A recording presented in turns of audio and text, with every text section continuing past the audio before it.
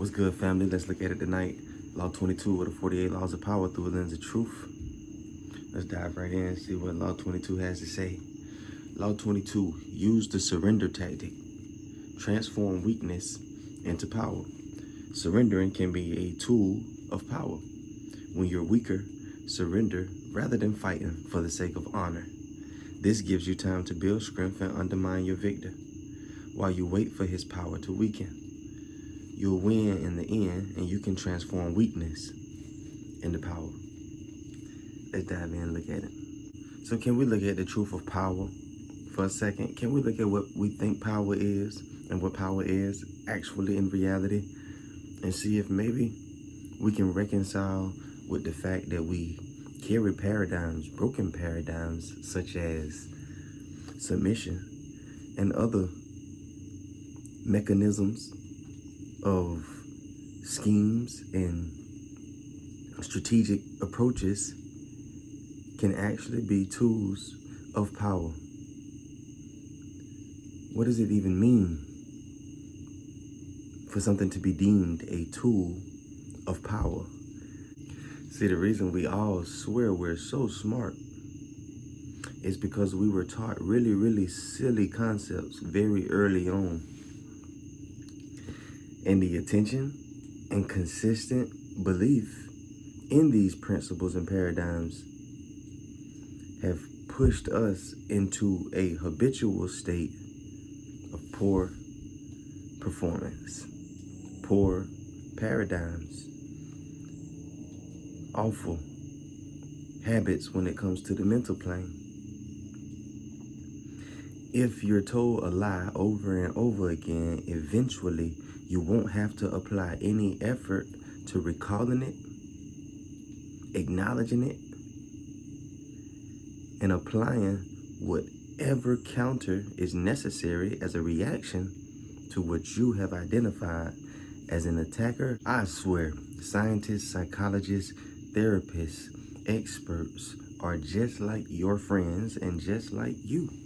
When they don't know, they get really, really articulate with their presentation to dress up the fact that they're ignorant to the conversation.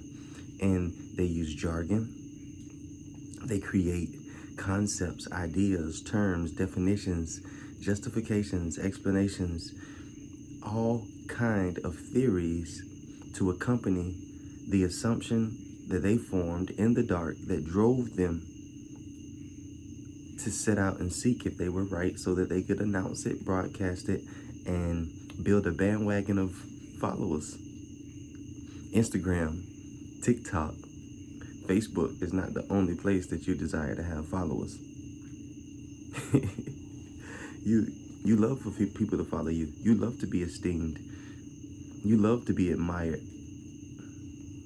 You on the surface, you say it makes you feel funny. You say you don't do it for the acknowledgement, but you're upset when you don't get the acknowledgement.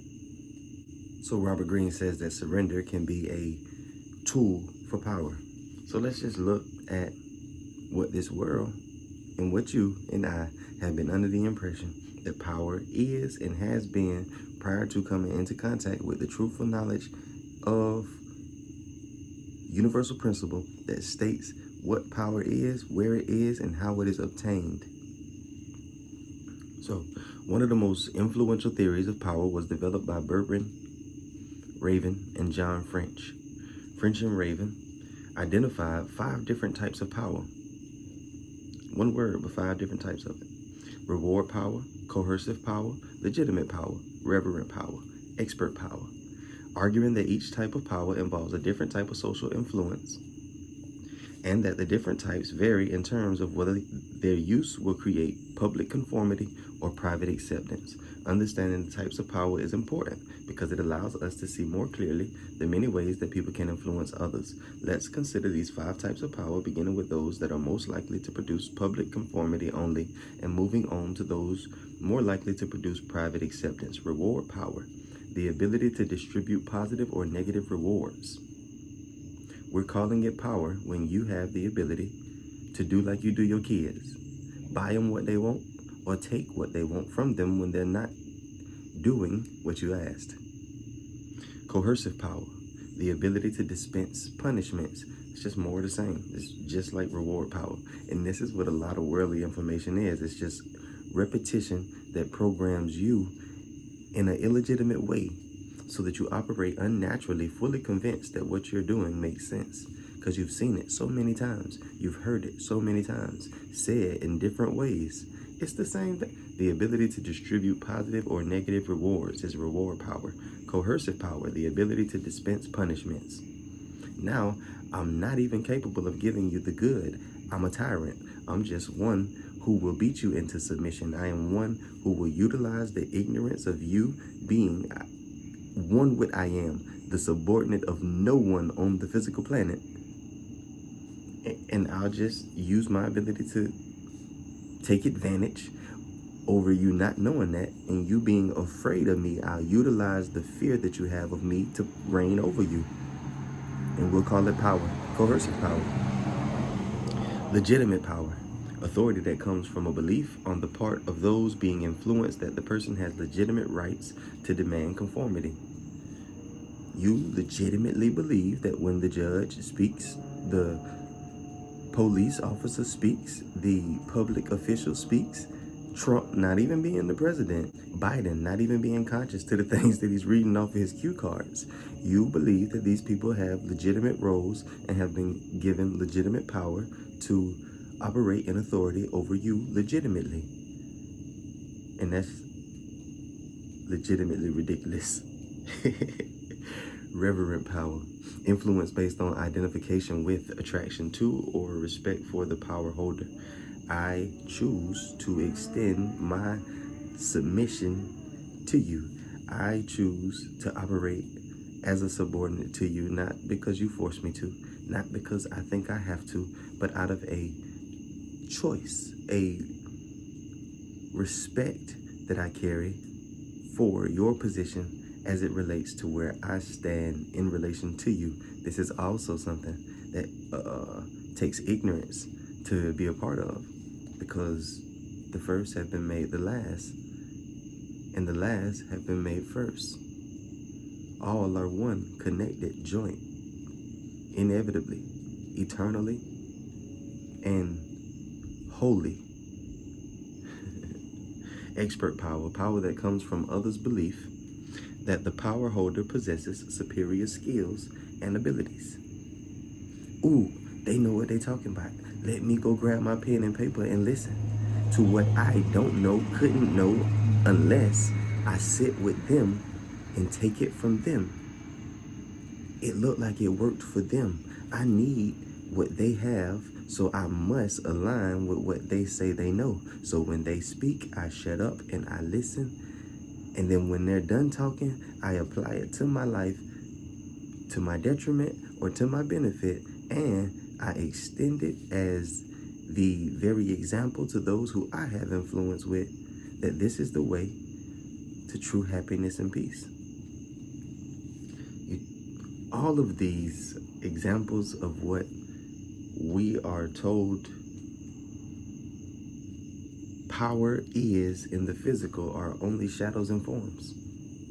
The person who can distribute positive or negative rewards has the form and shadow of power, but they have absolutely no power to take away your identification as I am, your eternal wholeness, your perfect creation, your abundance that flows from within, your ability to attract and call to you every situation in your life, your sole operatorship as the cultivator and planter in your garden of your life, where no one else has the authority to give you or force you to play a part in circumstances that you did not create on the inside of yourself by giving your attention to it. Coercive power, they can dispense punishments. You have long been afraid of many people who you thought could destroy you, and still here you are today. You have seen some powerful enemies.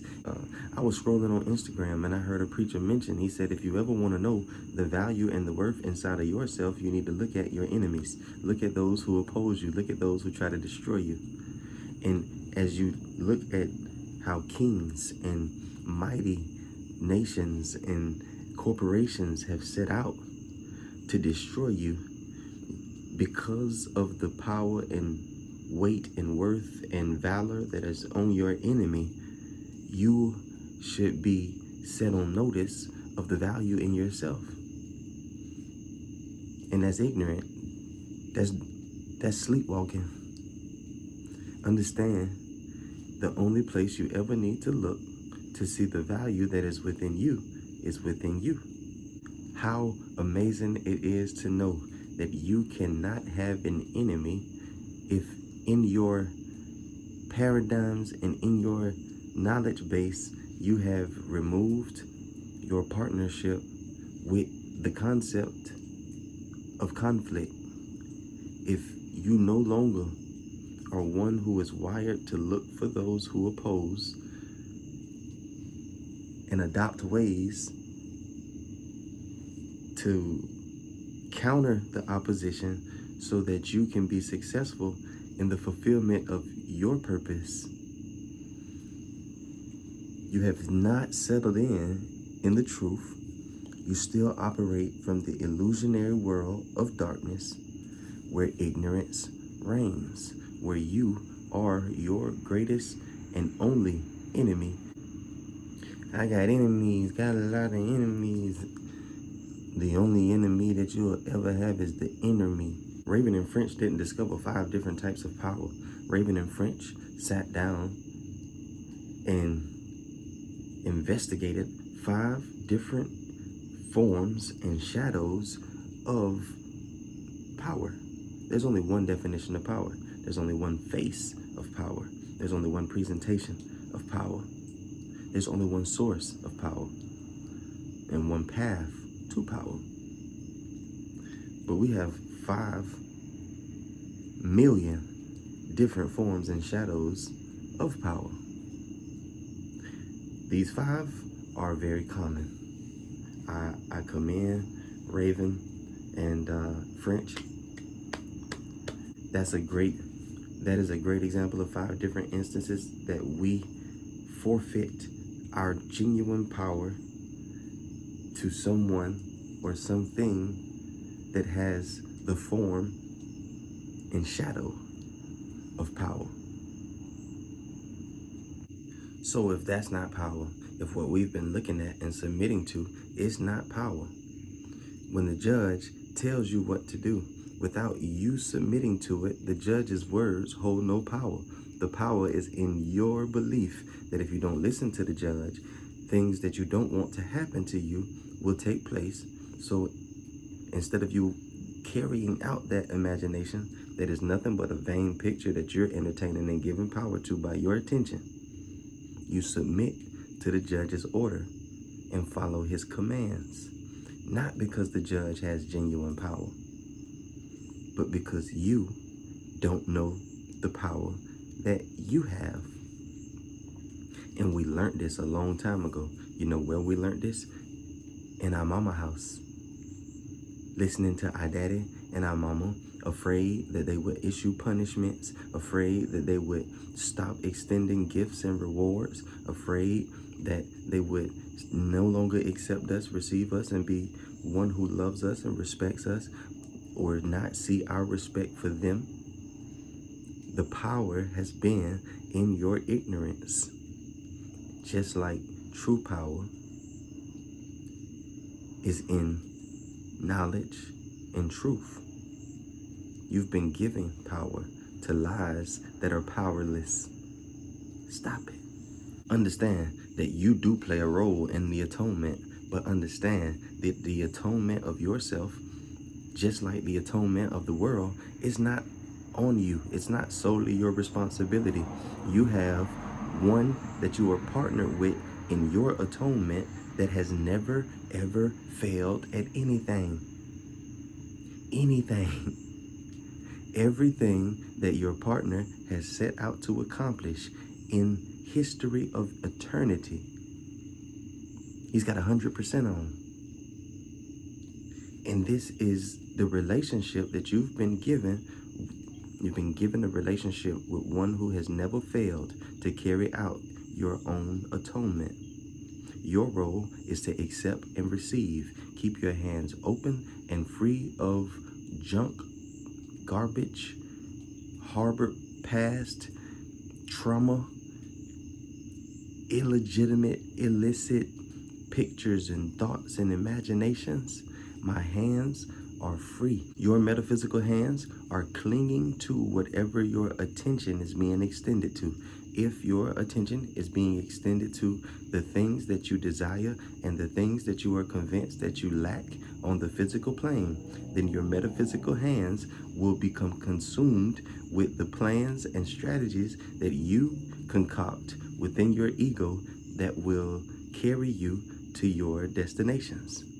If your inner attention is being extended to the things above, then your metaphysical hands, you have learned, are needed to be free and extended towards the one who extends all goodness to you at all times. You are the receiver. You are not in a reciprocal relationship with your creator. You cannot create your creator the way that your creator was created you. You cannot extend the many pleasantries of life and truth to your creator the way your creator has extended those things to you. It is your job to receive. So let's look at a sin real quick. God's part in the atonement is the canceling out of all errors that you could not otherwise correct. You can't correct the errors because you created the errors. You believe in the errors. The errors were promoted to you by society, by your parents, by people who had influence in your life, by you. Your assumptions, your opinions that you value very highly. So it takes a higher source to come in and annihilate the very things that have been trying to annihilate you. When you have been restored to the recognition of your original state, you naturally become part of the atonement yourself. When you get back to the original state, your whole life, your whole day is based around not the responsibility and the burden of restoring and returning others to their original state. Your entire existence is consumed with bearing witness that returning to the original state is possible and has many benefits. Go and be a witness of God. Go and be a witness to the power of I am. Go and extend the example. Teach by what you do instead of what you say. Because you've been talking a whole bunch and ain't nobody been listening. As you share my unwillingness to accept error in yourself and others, you must join the great crusade to correct it. I can't partner with no lies no more. I can't partner with no lies about me. I can't partner with no lies about you. I can't partner with no lies about God. I can't partner with no lies about this universe. Because to partner with a lie about any of the above mentioned things is to adopt an illusionary mindset about all of these things. Because one of these things created all of these things, and all of these creations are a reflection of the one who created them. Listen to my voice. Learn to undo error and act to correct it. Don't just learn to listen to the voice that says that it's wrong. You have to learn to play your part. You have to act on the error. You have to disconnect your belief with what you thought you knew and what you have believed in and given power to, and you must develop a soul partnership with truth.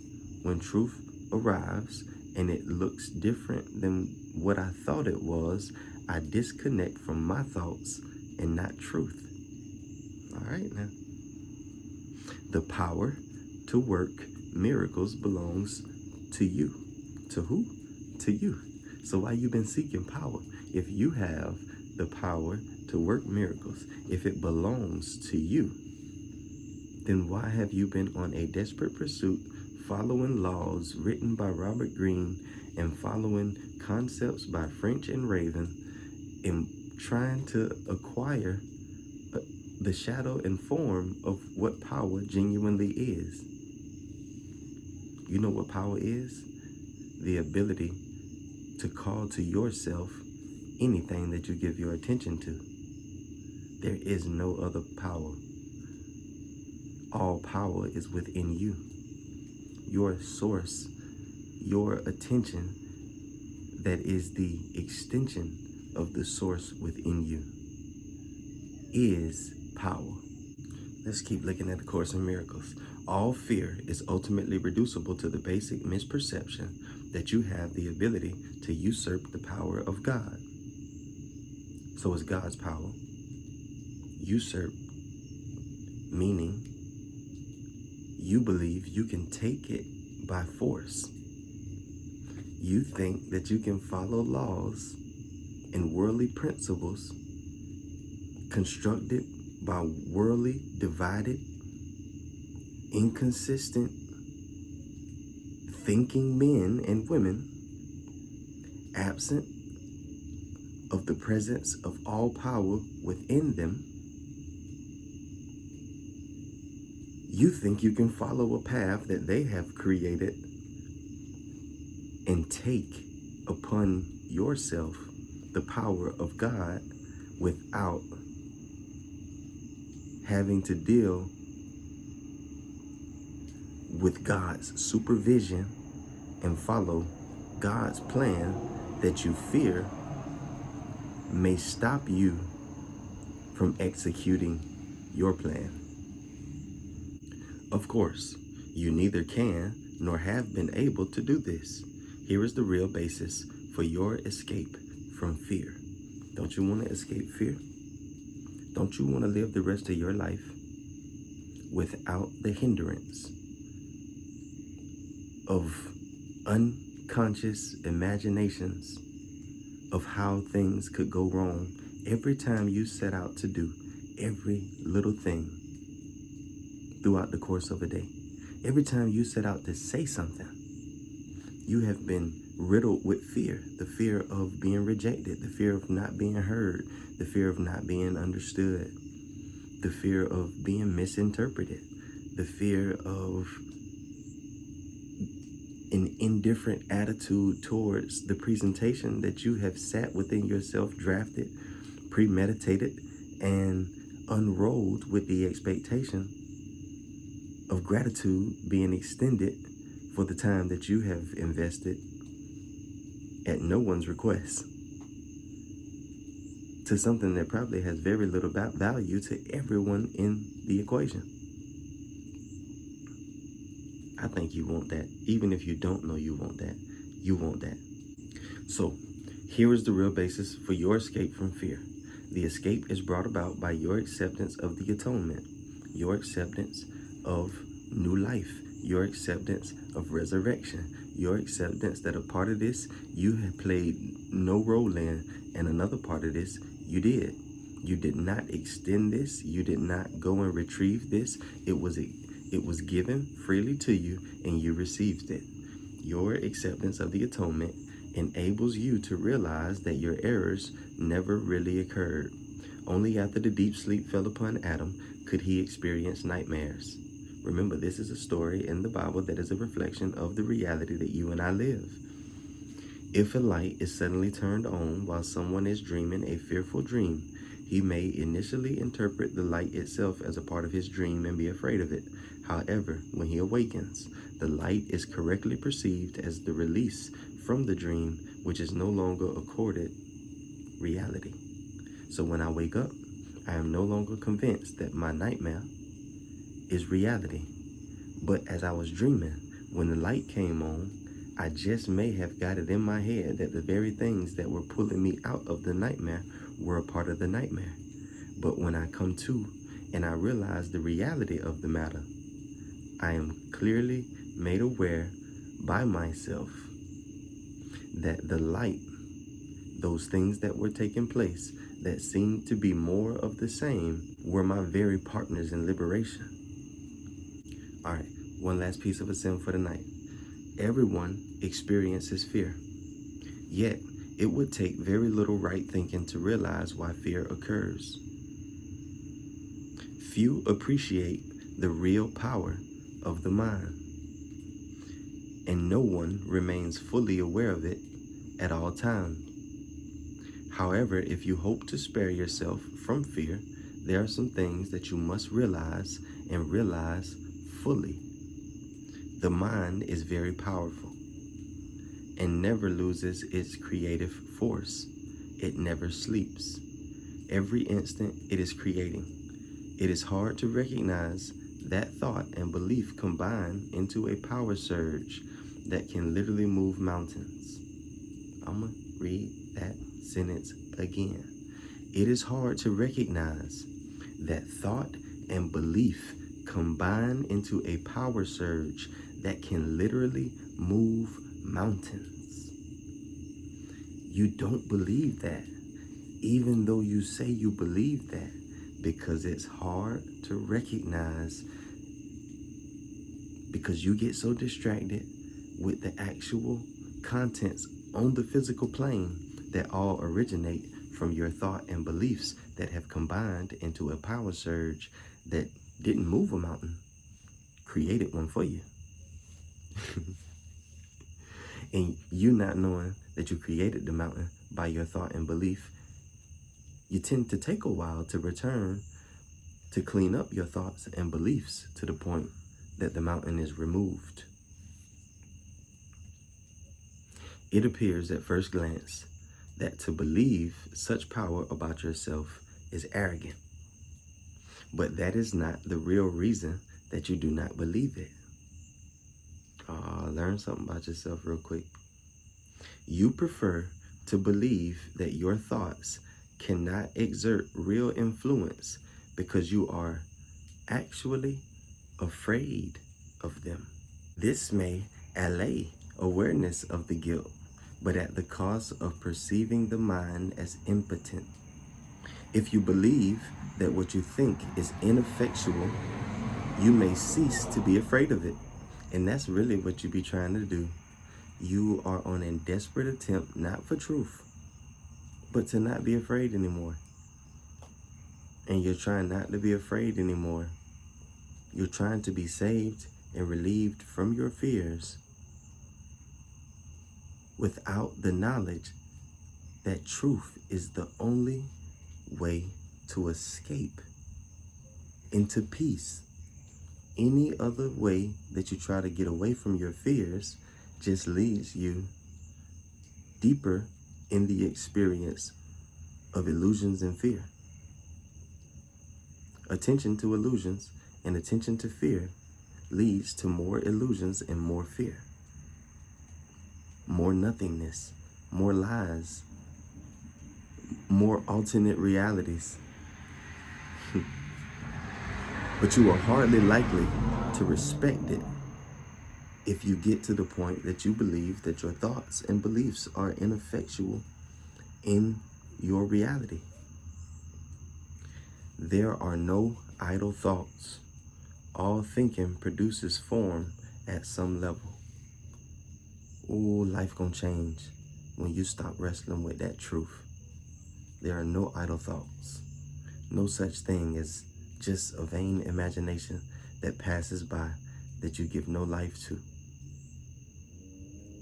You have to learn when a picture passes that you don't want to manifest and harden it concretely in your physical experience. You have to learn to disregard it as not your own. Oh, yeah. I can't.